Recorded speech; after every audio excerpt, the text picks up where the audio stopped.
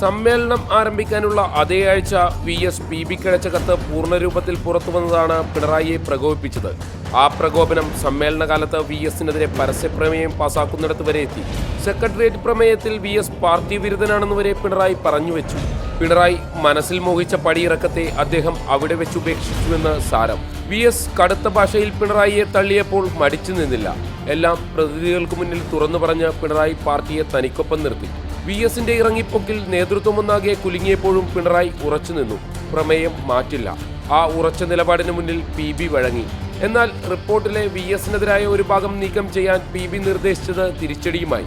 അതേസമയം പുതിയ സംസ്ഥാന സമിതിയിൽ നിന്നും വി.എസ്. അച്യുതാനന്ദനെ ഒഴിവാക്കാൻ പിണറായിക്ക് കഴിഞ്ഞു. പുതിയ മുഖവുമായി ഇറങ്ങാനായിരുന്നു പിണറായിയുടെ ലക്ഷ്യം.